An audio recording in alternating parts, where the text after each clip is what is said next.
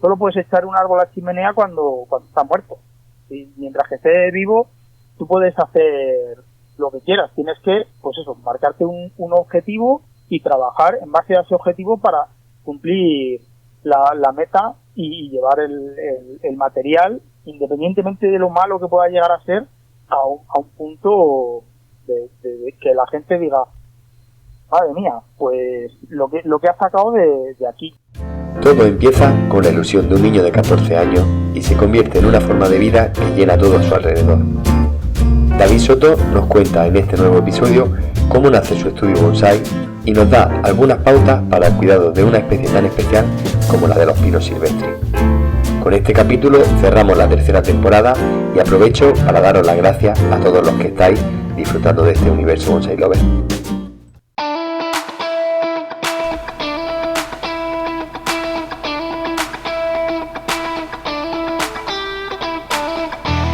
Bienvenido a Universo Bonsai Lover, el podcast dedicado al mundo del bonsai, donde podrás escuchar toda la actualidad y todo lo relacionado con este arte en cada capítulo. Soy Manuel Porras y te doy la bienvenida a este Universo Bonsai Lover podcast.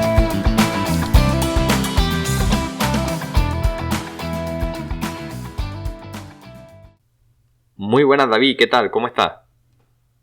Muy bien, encantado de estar hablando contigo. El placer siempre es mío. El teneros siempre por aquí, para mí todo un placer. Cuéntanos, David, ¿qué es para ti el bonsai? Pues mira, para mí el bonsai es una forma de vida. Es algo que es apasionante, al que le gusta el bonsai le apasiona, y te digo que es una forma de vida porque al final todas las decisiones que vas tomando desde que te gusta el bonsai van un poco envueltas en el aura del bonsai, ¿no? Te compras un coche, pues te compras una furgoneta o un coche con un maletero amplio para poder transportar tu bonsai. Si te vas a cambiar de casa, buscas una que tenga más espacio o una mejor ubicación para poder tener tus bonsai. Es todo, pues eso, lo que te digo, una forma de vida. ¿Y cómo empezaste tú en este mundillo?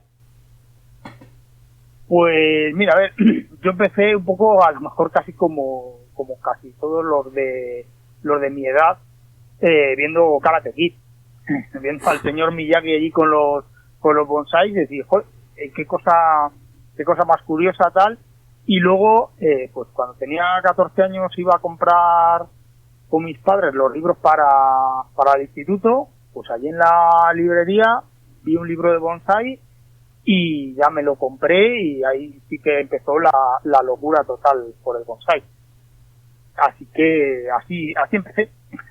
Y así hasta el día de hoy, ¿no? Sí, hasta, pues mira, ahora me dedico a ello, o sea que así.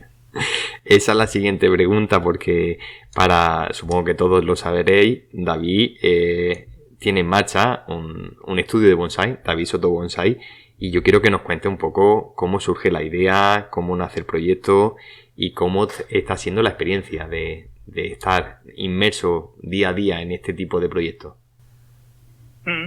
Pues mira, la verdad es que empezó un poco como un sueño de niño, ¿sabes? Porque con 14 años yo cuando cogí el libro ese empecé a devorar información, la poca que había, claro, porque en esas épocas no había internet nada más que en la NASA, y tampoco había muchas publicaciones. Ahora tienes información por todos lados, ¿no?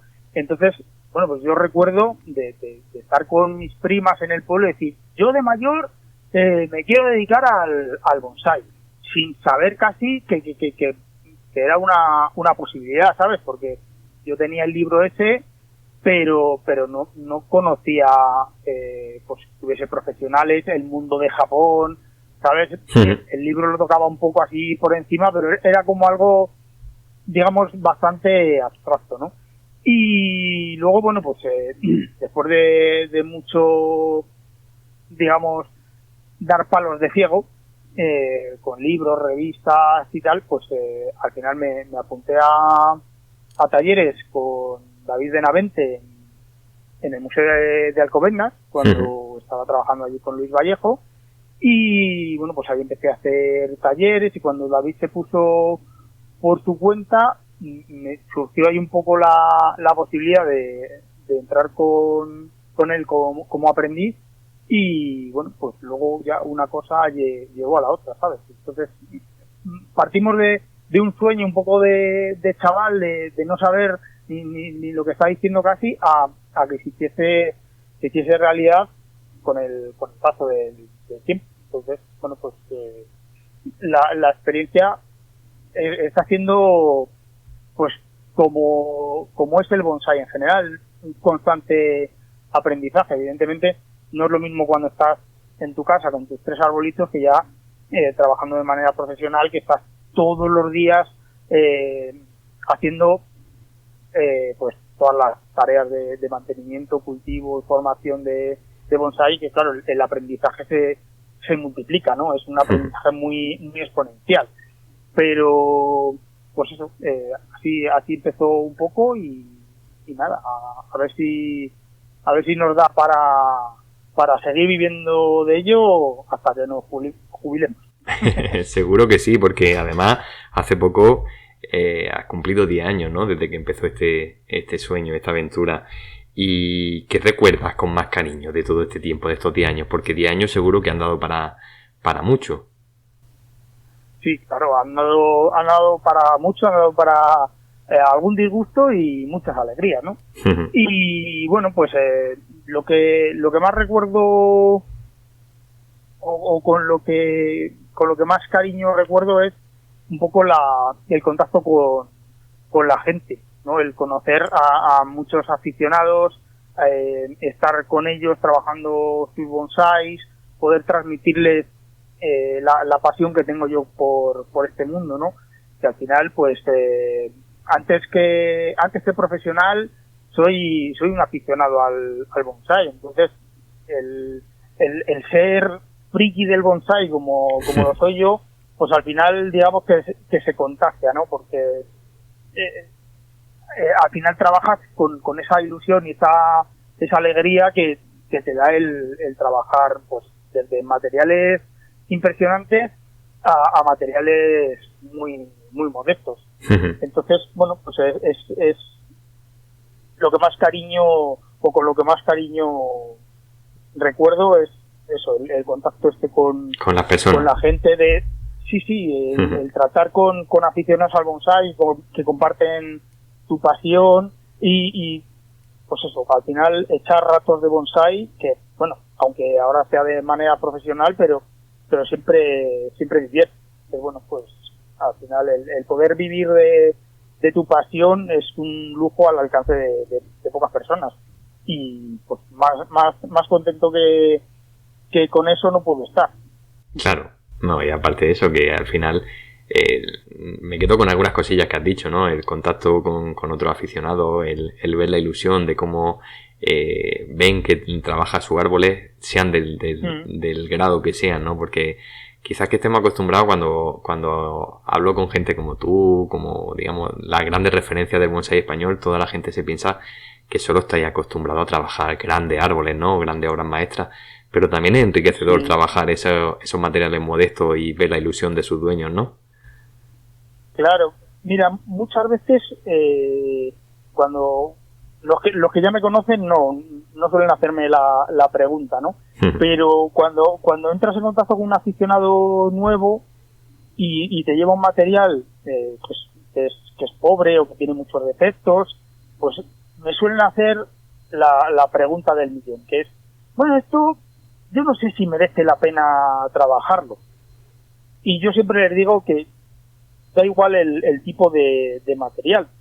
Tú, desde una semilla, y en Japón la mayoría de los árboles se forman desde semilla ahora, pues todos los árboles salen de un material tan modesto como una plántula. Entonces, no es cuestión de decir, esto no vale.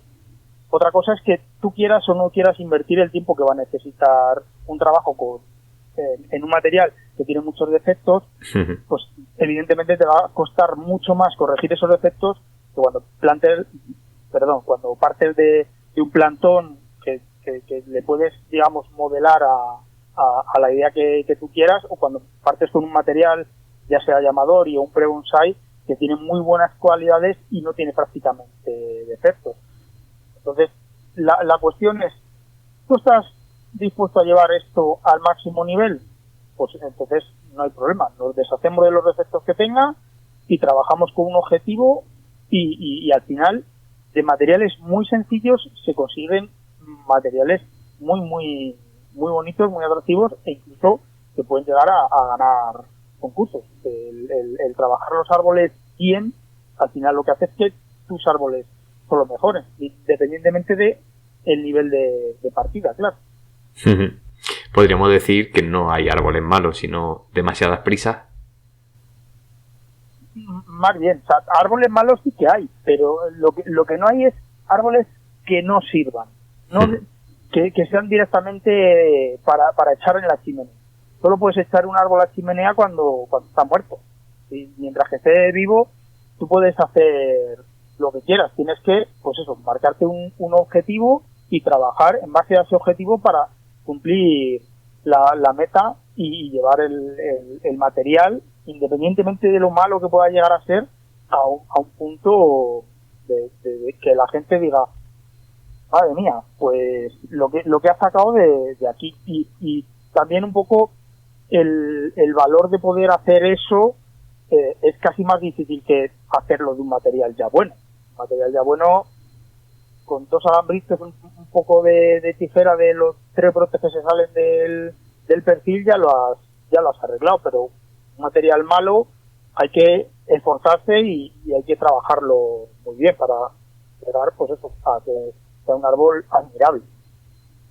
Totalmente de acuerdo contigo, totalmente de acuerdo. Hay momentos que creo que que la gente desecha muy rápido los materiales porque o que son muy difíciles o, como bien has dicho, hay que invertir demasiado tiempo y preferimos no hacer esa inversión o no recorrer ese camino. Vamos a dejarlo ahí. Es un poco la mentalidad occidental de sí. Ahora para allá, y si puede ser para ayer, mejor. En Japón se piensa de otra manera, ¿no? Y bueno, yo tengo un poco, gracias a que coincidí con Imaichi Aru en el estudio de David, pues él decía, es que yo no estoy pensando en el árbol ahora o para dentro de un año, yo estoy pensando en una década o 2, en que el árbol siga mejorando y siga mejorando y siga mejorando. Si tú haces un apaño chapucero para que en un año o 2 el árbol parezca algo, pues al final, dentro de 10 años, esa pequeña trampa que has hecho va a ser un defecto grande y te va a costar más arreglarlo que si lo haces desde el principio. Entonces, el no pensar en no quiero ya para allá y en disfrutar un poco el momento de cuando estás trabajando ese árbol, independientemente de que te vaya a llevar un año, unas horas o varias generaciones el llevarlo a buen puerto, ¿no? Pero es un poco lo que decíamos, que el pensamiento occidental es muy de para allá. Sí. Y yo creo que tenemos que pensar un poco más en que los bonsái son seres vivos que tienen una longevidad mucho mayor que la nuestra.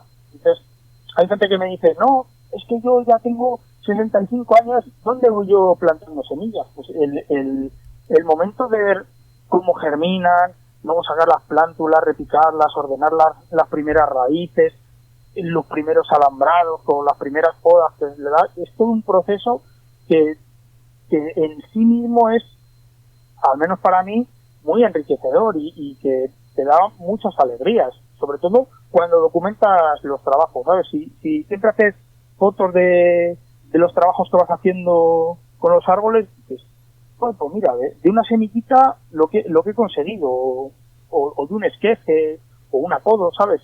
Y joder, ese proceso yo creo que es lo más gratificante del bonsái. Creo que coincidirá todo el mundo que cuando se pone a trabajar sus bonsáis se olvida de los problemas que tiene en el trabajo, con la familia, o de salud, se olvida un poco de todo eso. Es muy muy abstrayente y te aísla de los problemas, te centras en eso, en disfrutar ese momento y es en lo que yo creo que habría que darse, en poder disfrutar de todos los trabajos que hagas con tus bonsai, sea cual sea. Sí, sí. Es muy bonito lo que has dicho y es verdad que pasamos quizá muy por alto ese momento entre el árbol y tú, ¿no? Cuando te sientas con el árbol y aunque sea para ahora, por ejemplo, que estamos quitando musgo o estamos quitando alguna hoja si no han terminado de otoñar bien o aunque sea eso media hora, una hora que trabajes con tu árbol, esa sensación de se acaba el mundo, ¿no? Esa burbuja en el que tú te aíslas y todo se evade. Eso es. Creo que lo pasamos demasiado por alto y no le damos la importancia y es otra de las facetas del bonsai, ¿no? Y es algo que además es aplicable a todas las facetas de la vida, cuando estás con la familia, con los amigos, pues hay que intentar disfrutar ese momento. Sí. Pero bueno, pues al final la mente nos lleva a lo mejor a sitios a los que no queremos estar, pero bueno. Sí, por desgracia es así y más cada vez es más común el estar en un sitio sin estar. O sea que sí. ¿Hablamos un poco de pino?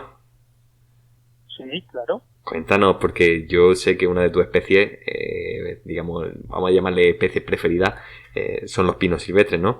¿Qué supone para ti en el bonsai esta especie? Pues esta especie pues es de las especies autóctonas que tenemos que son más útiles, o bueno, más útiles, que son más apreciadas y son más fáciles de convertir en un bonsai por todas las cualidades que tiene. Es una especie que tiene vigor, que hace unas cortezas increíbles, que hace unas maderas increíbles, que es, digamos, relativamente fácil de modelar, incluso en materiales más viejos. Es fácil llevar las ramas a su sitio. La cícula es, digamos, de una proporción bastante buena, incluso para tamaños mami o sojín, se adapta bastante y se reduce bastante el tamaño de la hoja. Es una hoja bonita, entonces digamos que lo tiene todo. Y no es que sea mi especie favorita del bonsai, a mí me gustan prácticamente todas las especies, de hecho los caducos me alucinan, pero sí que es verdad que aquí en el jardín tengo mucho pino silvestre, porque también es una especie pues que digamos que es fácil de conseguir, hay mucha oferta en el mercado, ¿no? Y luego que pues el clima en el que está el jardín, que es un terreno a 1100 metros de altitud, muy cerca de la sierra de Guadarrama, pues es un clima que le va perfecto. Entonces, claro, cuando tienes una especie que es como el pino silvestre, tan propicia para hacer bonsai, y encima tienes un clima tan propicio para él, valga la redundancia, pues es que viene casi tirado cuesta abajo, ¿sabes? Entonces, pues es una especie, ya te digo, que es muy buena para hacer bonsai. ¿Y qué hay que tener en cuenta para trabajar con ello? Pues lo que hay que tener en cuenta es que tu clima sea apropiado, es decir, necesitan frío en invierno, y claro, pues en climas en los que no hay un invierno frío, que prácticamente no baja mucho la temperatura e incluso no llega ni siquiera a helar, pues es muy difícil mantener esa especie. Entonces, teniendo en cuenta eso, los requerimientos que necesita en cuanto a clima, y es bastante digamos moldeable en cuanto a los climas que soporta, pues no hay mucho más que decir, ¿sabes? Porque solo evitando esos climas un poco extremos para el pino silvestre. Digo extremos porque para el pino es es malo, pero para el resto es un clima súper benigno. ¿A quién no le gusta estar sin pasar frío? Pero bueno, al pino silvestre le hace falta. Entonces, bueno, pues teniendo en cuenta eso, por lo demás, no es exigente en cuanto a suelos, en cuanto a el agua, le va prácticamente cualquier cosa. Entonces, bueno, pues... Si hubiera que resumir en 5 consejos, a lo mejor 5 son muchos, ¿no? Pero si hubiera que resumir en 2-3 puntos, que decir, oye, mira, uno es, yo creo que ya lo has dicho, ¿no? Tu localización, pues yo, por desgracia, aquí en Almería lo he intentado y no lo volveré a intentar. Pero si hubiera que resumir en 2-3 consejos, ¿cuáles serían? Bueno, pues yo diría que lo más importante es el control del riego, ¿vale? El pino silvestre es una especie que no es que tenga unos requerimientos hídricos muy altos, no es como un caduco, pero hay que darle agua cuando lo necesita y luego hay que darle el agua full, es decir, hay que dejar secar un poco el sustrato entre riego y riego, no es como un arce o un caduco, que en el momento que la superficie empiezan a cambiar los granos un poco más exteriores de color, ya se puede regar. En un pino silvestre hay que dejar que se seque una pequeña capa de sustrato antes de volver a regar y luego regar bien. Otro consejo es no tenerle miedo.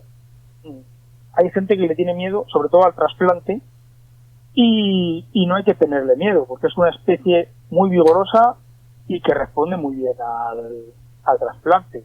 Aquí en el jardín, todos los pinos silvestres, cuando los trasplantamos, los lavamos a raíz desnuda, no hay problema, no pierden la micorriza, en 3 meses vuelves a escarbar un poco y ya vuelves a encontrar la telilla blanca de la micorriza.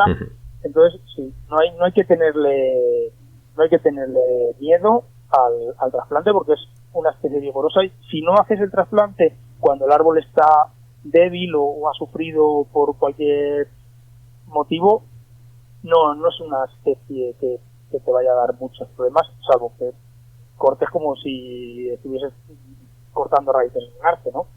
Entonces, simplemente es pues no tenerle miedo. No necesitan muchísimo abonado, con poquito, solo con agua prácticamente responden muy bien y brotan con alegría. Entonces, un abonado equilibrado, controlar el riego, sobre todo el riego es más delicado post-trasplante, ¿vale? Cuanto más profunda es la maceta y más abajo quedan las raíces, sobre todo hablo de árboles a lo mejor llamador y que tienen 4 raíces en la superficie y luego las más importantes las tiene prácticamente abajo del todo. Entonces hay que dejar que se seque bien el sustrato, pero sin que se te sequen las de superficie. Es un poco el ten con ten que hay que tener en los trasplantes con los pinos, porque no soportan el estar con la raíz encharcada, sobre todo cuando no está funcionando, ¿vale? Si tú tienes un pino establecido, en la época de crecimiento, cuando están alargando las velas y hasta que van a madurar las acículas nuevas, puedes regar el pino prácticamente como si fuese un árbol, porque ese extra de agua, sumado con el abono, va a hacer que te haga unos crecimientos fuertes y vigorosos. Pero en el momento que empieza a madurar la hoja, hay que ir reduciendo el riego bastante y darle lo justo para no tener problema de falta de agua. Y luego, pues, sustratos, ya digo, le va bien cualquiera. Pueden vivir en piedra absolutamente. O sea, les plantas en volcánica pura y pues vas a tener que regar mucho, evidentemente, porque no mantiene la humedad, pero los pinos silvestres en piedra crecen como si no hubiese un mañana. O sea, hacen una cantidad de raíz que no es ni medio normal. Y bueno, entonces hay que ir un poco jugando con eso, con la mezcla de acadama que le quiera dar. Entonces, cuanto menos crecimiento necesites, más cantidad de acadama le puedes echar, porque ya digo, cuanto más pedregoso es el sustrato, cuanto más aireación y circulación de agua y aire tenga el sustrato, más crece la raíz. Entonces, cuando necesitas solo mantenerlo, pues ya le puedes poner un sustrato con más capacidad de retención de agua. No sé si se me queda algo por ahí, porque tampoco es necesario estar pintándoles constantemente. De hecho, yo hace muchos años que no pinto pinos silvestres. Entonces, bueno, pues no es necesario el pinzado para llegar a tener una ramificación buena en un pino silvestre, pero aceptan cualquier técnica de pinzado, por otro lado. Entonces, si quieres hacerlo, puedes hacerlo, porque responden muy bien. Me sorprende mucho y te agradezco de verdad que estés contando todo esto, porque te voy a contar una experiencia personal. Tengo un Thunbergy de hace ya bastante tiempo aquí en casa, y un mal trasplante casi se lo carga, y me dolió mucho porque lo pasó muy mal. Se lo mandé a una persona, a un profesional, y lo primero que hizo fue trasplantarlo a raíz desnuda, porque todavía tenía tierra de trasplantes anteriores, acadama deshecha. Al final eso se va deshaciendo. Un trato viejo, degradado, claro. Y al final eso, el mito ese de que los pinos no se pueden lavar, el mito de que hay que regarlos mucho. Yo he aprendido en estos 2 últimos años que estoy vigorizándolo otra vez, y que de hecho ya ahora en breve empezaremos a trabajarlo. Estoy aprendiendo eso, a regarlo, porque al igual que has comentado, no quieren tampoco un excesivo riego diario como tenemos costumbre, ¿no? En otras especies, de tener que regar 2 veces en verano, o 3 veces, o todos los días. Yo te puedo decir que aquí en Almería, a pleno sol, en el mes de verano, hay días que el pino me lo salto, y está hecho un campeón, ¿sabes? Y eso lo aprendí hace poco, fíjate. O sea, bueno, que también hay que tener en cuenta pues eso, la diferenciación de especies. El pino Thunbergy es un pino marítimo allí en Japón, es un pino costero y está más, digamos, más adaptado a los climas de costa, y pide más humedad o más riego que un pino silvestre o que un pino pentafila, por ejemplo. Entonces, siempre el pino Thunbergy yo siempre lo he puesto con más cantidad de acadama, o con una granulometría, más fina, para que tenga un poco más de agua, porque hay que tener en cuenta que hace 2 crecimientos en el año. El resto, prácticamente de todas las especies de pinos, solo hacen un crecimiento al año, pero el Thunbergy hace 2, entonces esa energía que tiene que gastar hace que tire un poquito más de agua. Pero sí, es evidente que no hay que excederse en el riego. Sí, por eso que me quedo con esas dos cosas que has dicho, porque tenemos muchos, quizás demasiados mitos instalados en nuestro aprendizaje, ¿no? Uno es del tema de las micorrizas, de que si lavamos las raíces perdemos las micorrizas, cuando las micorrizas son minúsculas y están incluso dentro de la propia raíz del pino, y ellas ya se encargarán de reproducirse. Y otro es el tema ese de los riegos, ¿no? Y quizás lo más difícil del bonsái, no solo en los pinos, sino del bonsái en general, sea entender bien el riego de cada una de las especies que tenemos, ¿verdad? Sí, siempre se ha dicho desde Japón que lo más difícil en el aprendizaje del bonsái es aprender a regar. Y bueno, por eso se tarda tanto en aprender bonsái. Allí en Japón es de 5 a 6 años, y básicamente es por eso, porque tienes que estar viendo constantemente cómo se riega cada árbol, en qué circunstancias. Hay muchas veces que regamos de manera automática, incluso después de trabajar un árbol.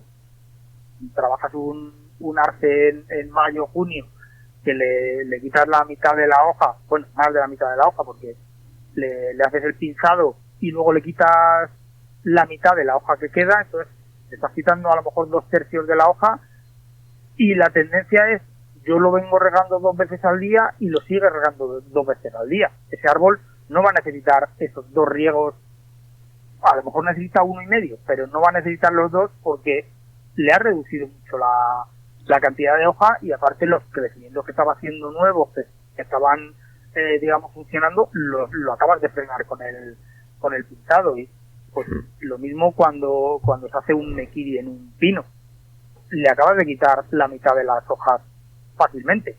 Entonces no va a pedir el mismo riego al día siguiente de pinzarlo que 2 días antes que 15 días después, ¿sabes? Entonces muchas veces perdemos la adaptabilidad a ese tipo de circunstancias, o pinzar o podar un árbol y volver a ponerle en el mismo sitio, pues normalmente se queman las hojas que estaban a la sombra, porque normalmente quitamos la parte exterior, entonces toda esa hoja interior se nos olvida que tenemos que poner el árbol en una zona un poco más protegida, adecuar el riego a lo que nos vaya a pedir, y bueno, pues son cosas que hay que tener 50.000 factores en cuenta, que bueno, pues al final son seres vivos y hay que adaptarse un poco a lo que nos piden en cada momento, claro. Podríamos decir que es otro fallo occidental, ¿no? El tenerlo todo, no, esto se hace así porque todo estructurado, ¿no? Y tengo que pinzar el 15 de diciembre de todos los años y tengo que hacer esto en tal fecha. Quizás sea otro de los fallos. Sí, bueno, sí que es verdad que hay fechas un poco, digamos, aproximadas en las que hacer los trabajos. Por ejemplo, el mequiri de los pinos tumbergí se suele hacer por San Juan, San Pedro, pues eso, a finales de junio. Pero, claro, tienes que tener en cuenta el estado de formación de tu árbol, o el clima en el que estés, ¿vale? Y si el clima es más frío, como es por aquí, pues hay que adelantar el trabajo para que luego le dé tiempo a hacer esa segunda brotación. O, pues, tengo un amigo en Murcia y que los mequiris los hace más en agosto que en junio, porque luego todavía tiene hasta finales de noviembre, primeros de diciembre, tiene calor y siguen creciendo, entonces tiene tiempo el árbol para desarrollar la nueva brotación con alegría y sin quedarse corta. Entonces hay que adaptarse bastante a cada árbol y a cada momento que tenemos para hacer las cosas. Entonces, bueno, el maravilloso mundo del decenni. El bonsai son prácticamente 4 reglas básicas que hay que seguir un poco al pie de la letra, pero luego depende de 50.000 factores que tienes que, pues, adaptarlo un poquito. Y claro, pues a veces nos gusta hacerlo más un poco de manera robotizada. Yo el 15 piso y luego así y todo igual, y no tienes en cuenta si el árbol lo has trasplantado ese año, si está débil, si está súper vigoroso. Entonces, bueno, pues hay que, digamos, observar un poco más al árbol para poder hacer los trabajos de la manera más adecuada posible, claro. Me quedo con esa frase que has dicho, Para acabar el capítulo, David, ¿qué le pedimos al 2024 en el mundo del bonsai? Porque tienes la suerte de que tu capítulo cierra la temporada, ¿vale? Va a ser el final de la tercera temporada del podcast, entonces vamos a hacerle la carta a los reyes.